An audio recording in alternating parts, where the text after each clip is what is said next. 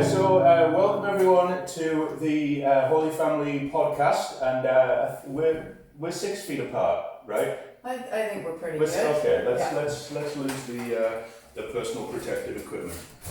Okay, so welcome everyone to the Holy Family podcast. It's been a while since we've done one of these, but we're happy to be doing it again. And today we're going to be talking about small groups. And so with me, we have Mary Kay Bose, who's the Director of New Evangelization here at Holy Family. I'm John Reid, the Lay Pastoral Assistant. And we're delighted to welcome Kim Roper, who is our Small Group Coordinator. Hello, Kim. Hello. So Kim is a long-term parishioner here at Holy Family, and as Small Group Coordinator, she's here to help connect parishioners to small groups. And also to provide resources and support to small groups and small group leaders. This week we are going to be providing some more information and some opportunities to get connected to a small group. You've probably heard us talk about it before, but we want to share some insights with you in this podcast, about what the experience of a small group is. And then we'll have more updates for you this coming weekend, the 11th and 12th of July. Yeah. Yes. So I guess, Kim, if you can start us off just by, giving us a little understanding of what is a small group. Sure. A small group is basically anywhere from 3 to 12 people or so. They get together and they grow in their faith. It's a safe place to discover and to learn, no matter where you are in your faith journey.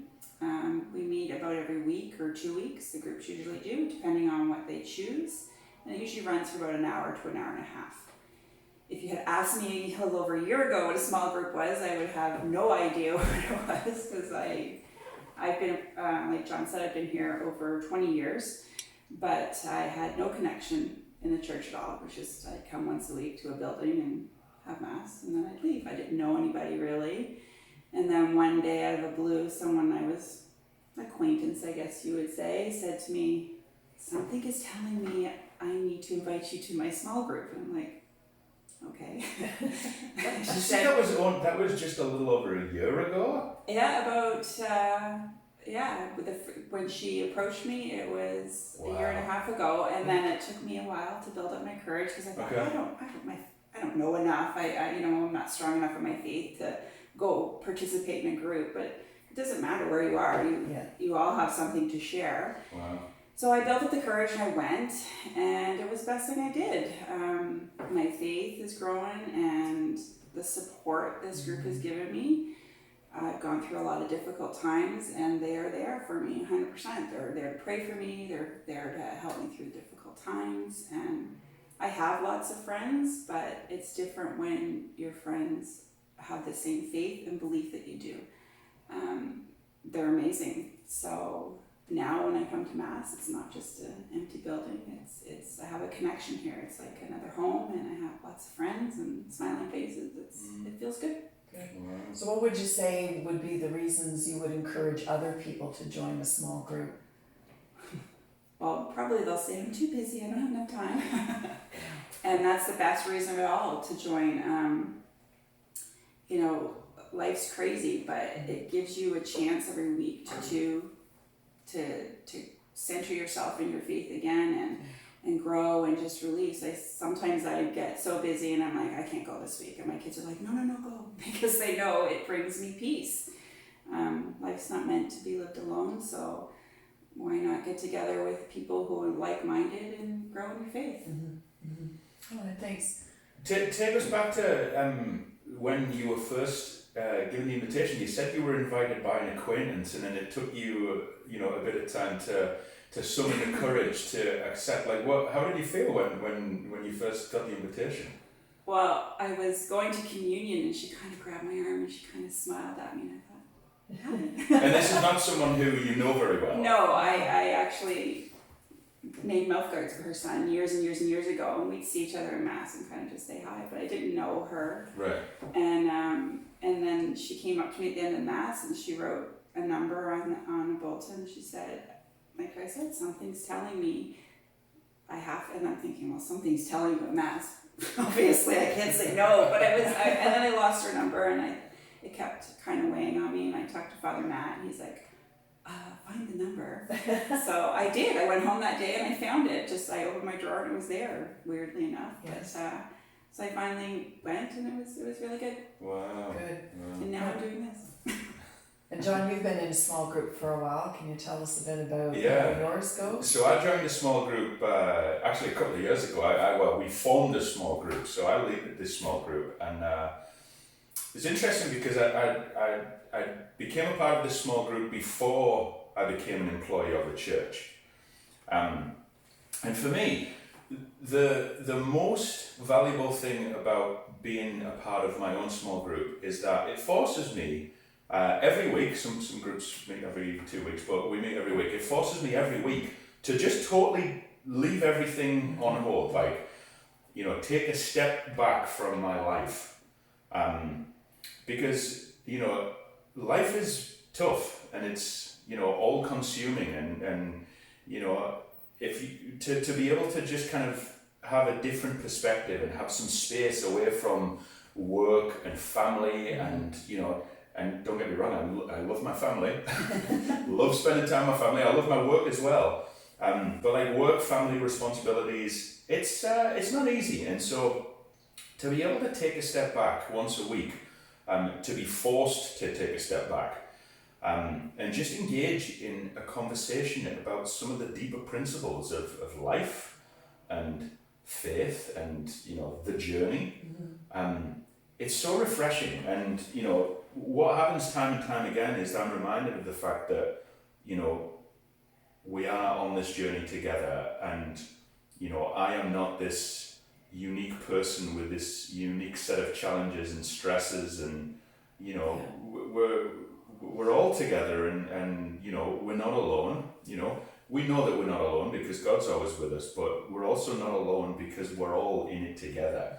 And the other thing that I'm constantly surprised by is that the subjects that come up in the conversations that take place in a small group, they are always in some way related to what's important in life right now.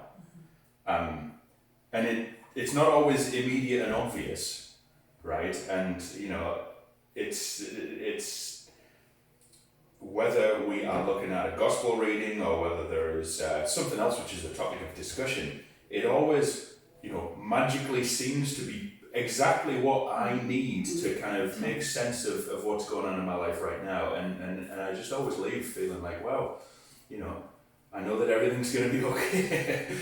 I've got, a good kind of sense of clarity. I've kind of rebalanced, and then I go back to life. And it's amazing. So I can't imagine not having had that over the last couple of years. And you've just recently started a small group, Yes, Mary I Kay, did. right? So like it's in the last couple of months. Yes. So Yeah. tell us a Yeah. little bit about your experience. Sure, I'm happy to. And it's something that was, on my heart for a long time, thinking about my friends and my work, and, I wanted to start a small group. I really should start a small group. I wanted that experience as well, to be part of a small group. And it took a while to get there. And then surprisingly, it was under COVID pandemic that I was at a place and time and everything to be able to get it started. But part of the reason that it happened to work so well was because we were on Zoom and doing our small group meetings that way, because the group of people, it's a wonderful group of ladies, some of whom are very dear friends, but not all members of this parish. One lives in Pickering, one lives in Ajax, one lives in Oshawa, and so they're all one's in Peterborough, and so they're all kind of spread out. But these are my dear, dear friends who, have known me forever. I've known them forever, either have worked with them or just have been friends for a long time. And people who I really felt I wanted to be part of this group. And so the Zoom experience allowed us to do that. They've known for a long time, they know about my work, they know about me working at the church. And they understood to a certain degree, what it was all about. And I would talk about small group, I would talk about Alpha, I would talk about these different programs.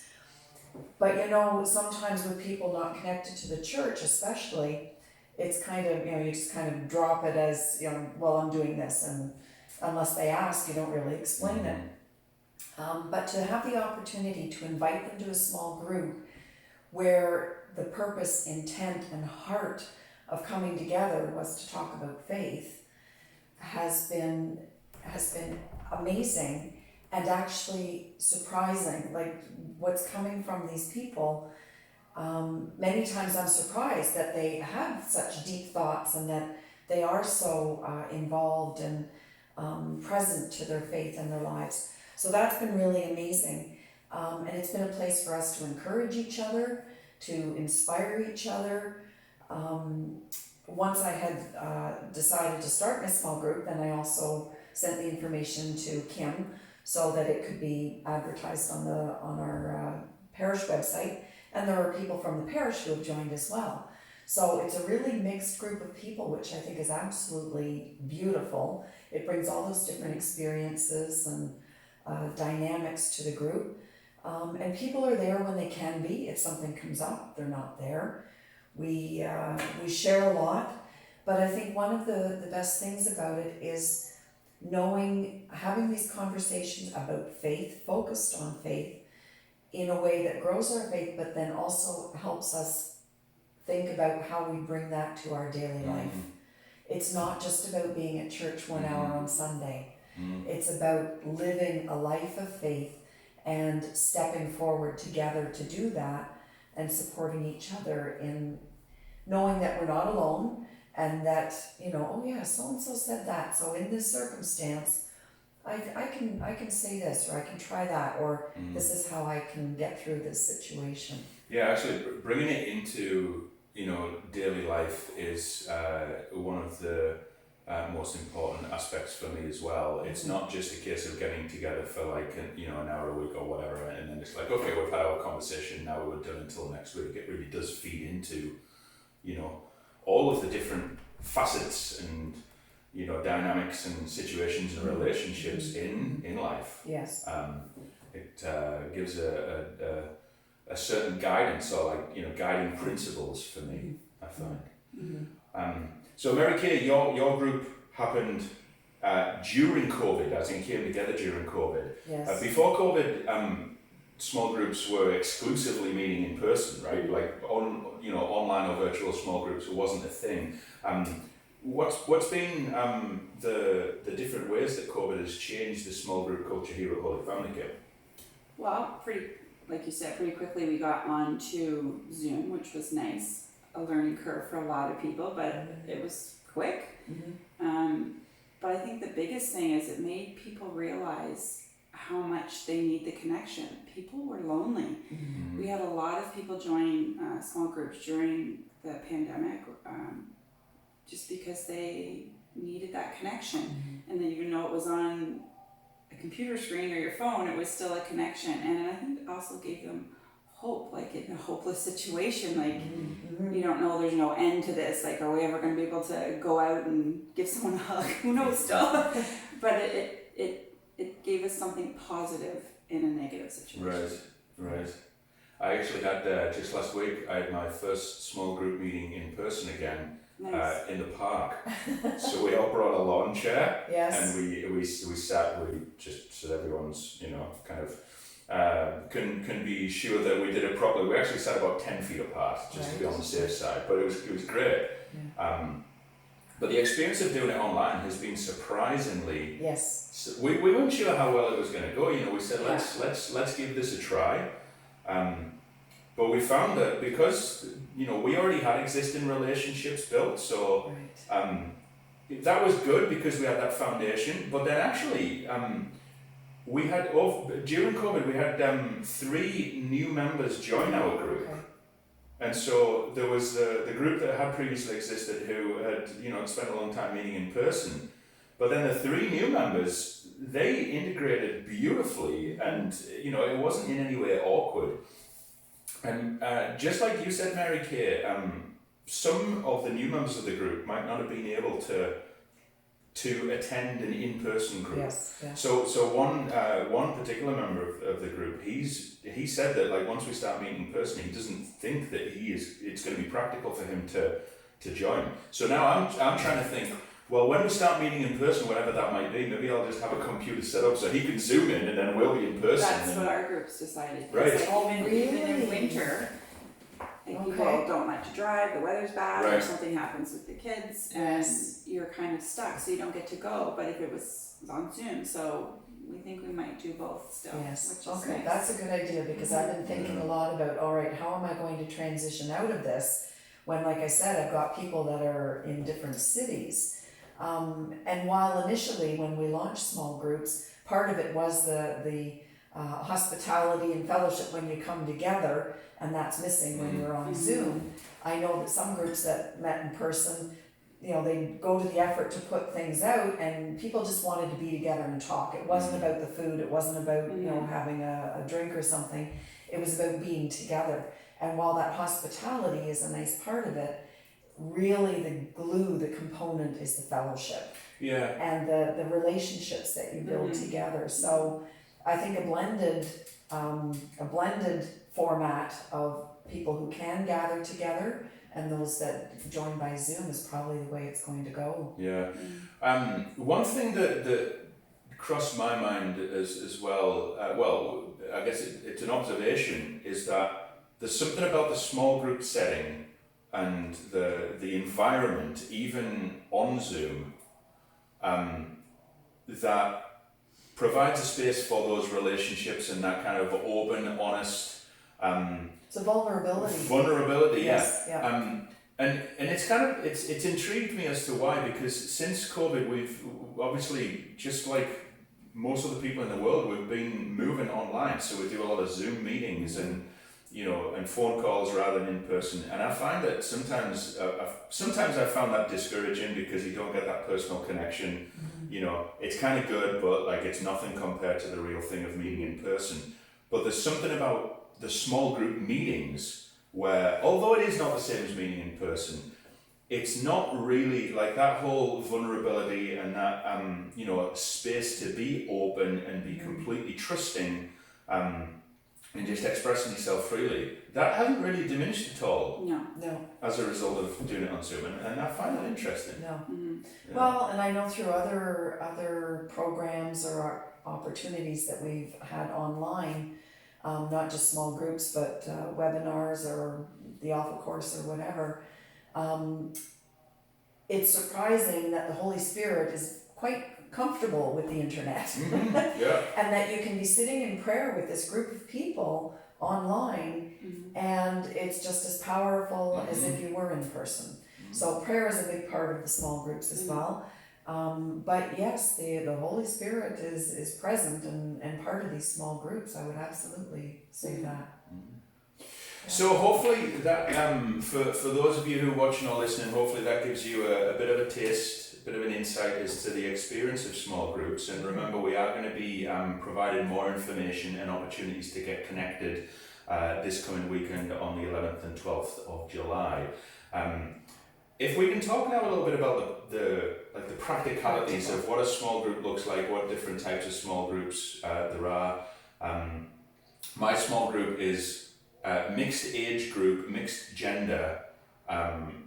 We're just kind of like a random collection of people with interestingly with very little in common on the face of it. When if you saw us walking down the street, you'd think, what do those people have in common?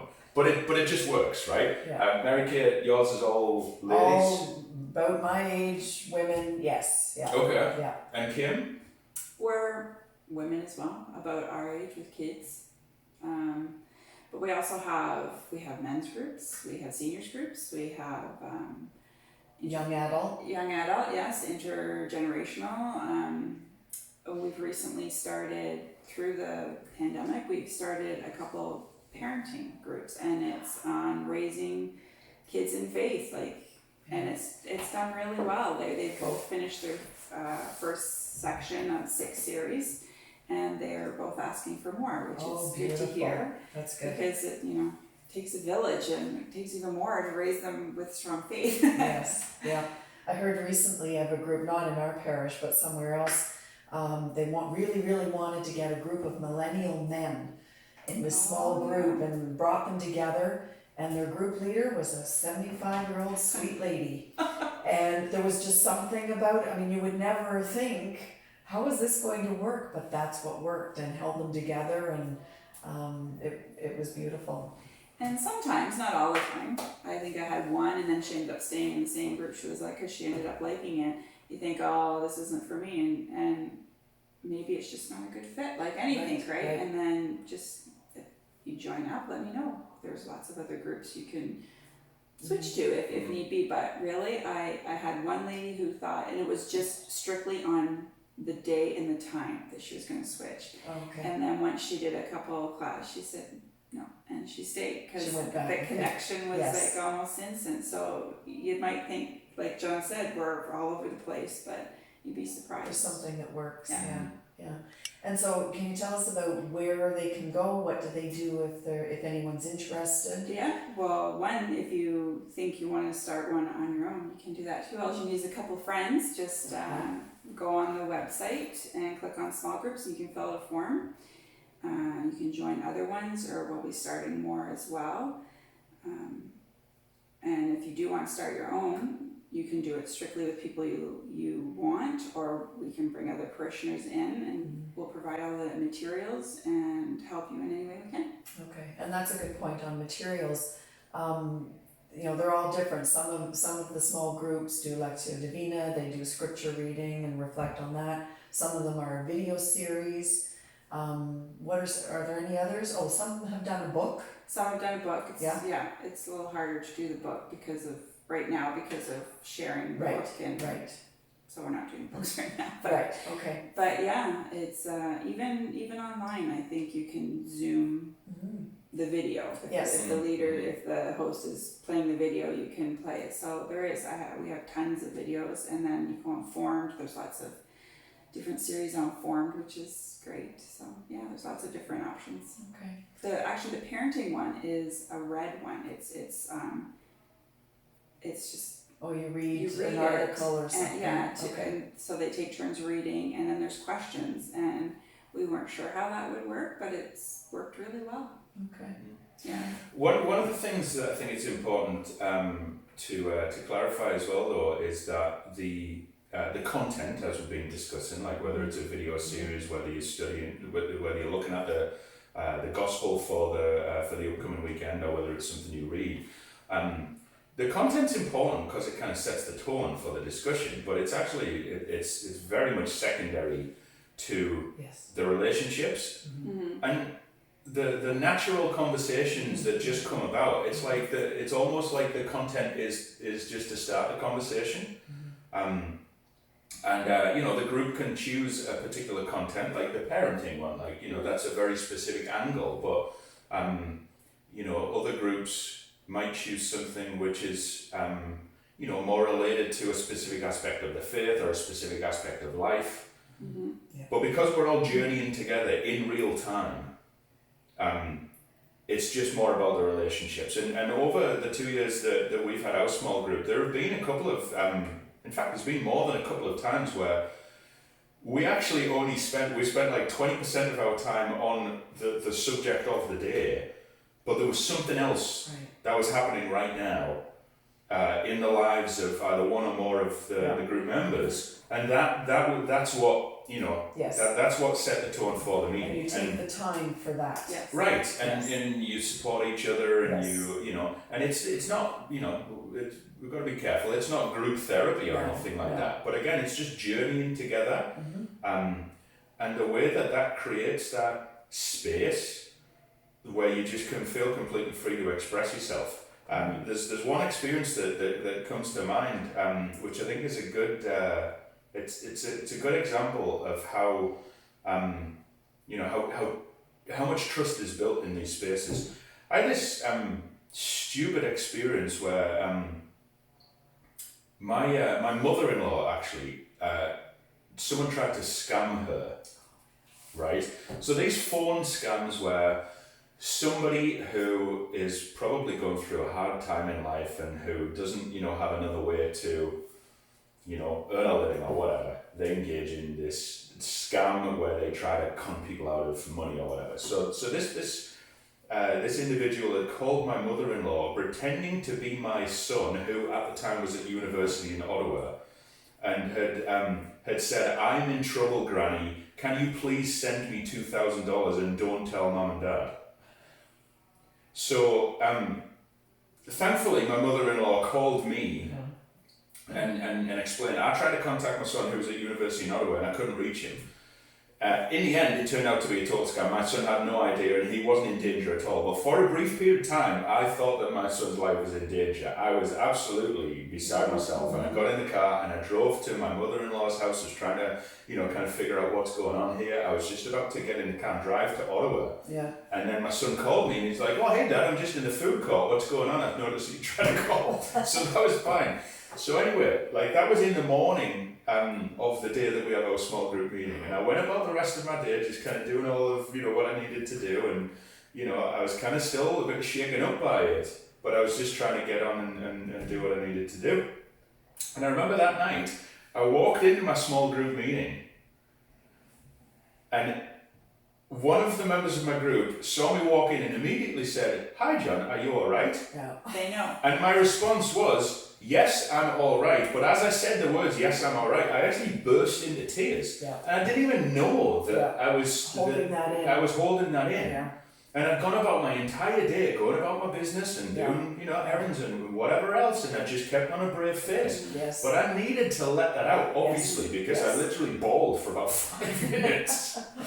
and to me, that's just a great example of Yes. how much the small group environment is a place of trust. It's a place of support, and there's nothing that you can't share. There's nothing that you can't discuss. And there's no judgment. There's Right.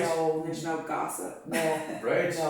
And also, I think it's important to say, you don't have to share. No, you don't have No, to. no. You can just Exactly. sit there, support the other people. Some people are quiet. Yes. That's fine. That's Yeah. completely fine. Your presence is still being felt, and you're still getting out of it. So Yes. yeah. If you're shy, it doesn't mean you can't be part of it. Yes. Yeah, totally. Yeah. So, what would you say, Kim, if someone's watching or listening and they're intrigued and they think, well, it sounds like an interesting idea, but of the different types of groups or the different the different ways we've explained the experience, if they've just not connected totally with something and they're like, well, I kind of like the idea, but I'm just not sure it's for me, what would you say? If you've got that feeling in your gut, there's a reason. Yes. So give us a try.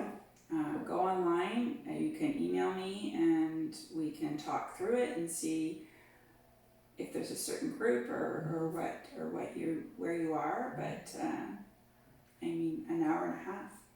That's all it takes, and then maybe it won't be for you. But I haven't really found any people that it hasn't been. Yes. Right. So if you have that, if you're thinking something's not right, it's worth a try. Yes. Yeah. And what would be the steps that someone would take to get connected? You said email you. They can go on the website and click on small groups. And make sure it's the website holyfamilywhitby.ca. That's the website. Yeah, and then you click, there's a little small groups button, you click that and it's join a group, and you fill out that information and it sends me an email, and then I contact you. And of course, if somebody does that, then they are making a commitment for the rest of their lives to be a part of this small group, right? No, they might not even find it's them, but I haven't had any complaints. Yeah. No. I had one member who joined our small group, and they it's someone who I know personally. I invited, and they came and they joined us for one session. And at the end of it, they said, "You know what? I actually really enjoy it, but I don't think this is for me." And I said, "Okay, Yeah. sure." And there was no awkwardness. There's no, we're still friends. And Yes. I think I don't remember whether they actually got connected with another group. I'll have to follow up on that. But yeah, it's there's nothing to lose from trying it, and you don't have to worry about, oh well, you know, it's all good and well to say that if I don't like it, you know, I don't have to continue, but it's going to be awkward and I'm going to feel awful. It's not the case at all. And maybe it's just not the time of your life for it. Right. Mm-hmm. Yeah. Yeah. And we really have come to trust that, you know, the groups that come together, whoever needs to be there will be there, and that it will kind of run its course. Yeah. You know, some small groups, you hear of people that have been in small groups for years, and some small groups run for a year, transition into something else, or, you know, people start their own. So we really have come to trust that it will kind of grow and evolve the way that it's meant to, and that it will have a place in people's lives that is significant and meaningful. Yeah. So let's wrap up then, and but before we do, Kim, if you can just give us like try to give us a 1-minute summary of everything we've just discussed, right? Why join a small group and how to join a small group? Okay, you need to join a small group to get a connection with your parish, a sense of belonging, to grow in your faith and make friends that are similar in your faith base and on the same journey as you. Doesn't matter where you are in it, because we all learn from each other and we all support one another, and yeah, just to feel connected and not just hollow. And just go online with your phone. Tess will also, if you don't know, are leery on going online, signing up. People have called Tess as well, and she emails me and I get in contact with you from there. So it's either call the church or go online. And that's holyfamilywhitby.ca. If you search Holy Family, it's likely that you'll come to the website, which is part of the Archdiocese of Toronto website. That is limited and somewhat outdated, but holyfamilywhitby.ca, that's our current website, and you'll find all of the information you need there. Okay, and please know that we keep you in our prayers, and big prayer is a big part of our small groups, and it nourishes and takes care of all the people. So we're praying for you, and we ask that you pray for everyone here at the church. Yeah, and we are hoping that we will start to do more of these podcasts. If there's anything that you would like us to talk about or to bring into the next podcast, then please let us know. But other than that, thank you, Kim, for joining us. Thank you, Kim. Thank you for everything you do for the small groups at Holy Family. Kim's one of those people who works very hard behind the scenes. Yes. And thanks, Mary Kay. And thank you for watching and listening. And thank you, John. All right, and until next time, bye-bye. Bye.